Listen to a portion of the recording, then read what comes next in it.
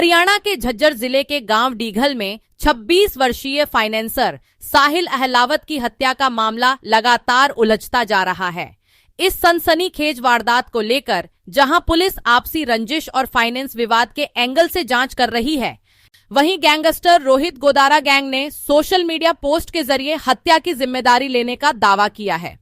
Social media पर सामने आए कथित पोस्ट में गैंग की ओर से कहा गया है कि साहिल लोगों से 10 से 20% तक ऊंचा ब्याज वसूलता था और समय पर पैसे न लौटाने पर उनकी जमीन और घर हड़प लेता था। पोस्ट में दावा किया गया कि करीब 6 महीने पहले उसे इस काम से बाज आने की चेतावनी दी गई थी, लेकिन नहीं मानने पर उसकी हत्या करवा दी गई। साथ ही अन्य फाइनेंसरों और सट्टा कारोबार से जुड़े लोगों को भी धमकी दी गई है। हालांकि इस पोस्ट की आधिकारिक पुष्टि नहीं हुई है। दूसरी ओर मृतक के पिता नरसिंह उर्फ कुक्कू ने इस मामले में अलग ही आरोप लगाए हैं। उनका कहना है कि गांव के ही एक परिवार और चचेरे भाई ने सुपारी देकर साहिल की हत्या करवाई है। उन्होंने दावा किया कि करीब 5 महीने पहले उनके बेटे को जान से मारने की धमकी मिली थी और इस संबंध में पुलिस को शिकायत भी दी गई थी, लेकिन कोई कार्रवाई नहीं हुई। पिता ने यह भी आरोप लगाया कि इस साजिश में कुछ पुलिस अधिकारियों की भी भूमिका हो सकती है।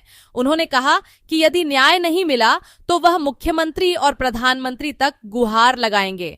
मामले की गंभीरता को देखते हुए police commissioner doctor Rajshree Singh के निर्देश पर 5 टीमें गठित की गई हैं। डीसीपी क्राइम शुभम के अनुसार फिलहाल फाइनेंस लेन देन, पुरानी रंजिश और आपसी विवाद के एंगल से जांच जारी है।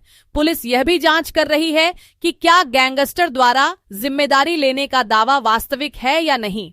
बुधवार को साहिल को घर से निकलने के महज 10 मिनट के भीतर 3 हमलावरों ने गोली मार दी। वारदात इतनी गंभीर थी कि मौके पर ही उसकी मौत हो गई। घटना का वीडियो भी सामने आया है, जिसने इलाके में दहशत फैला दी।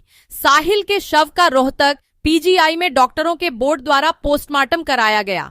इसके बाद शव परिजनों को सौंप दिया गया और गांव डीघल में अंतिम संस्कार की तैयारी शुरू कर दी गई।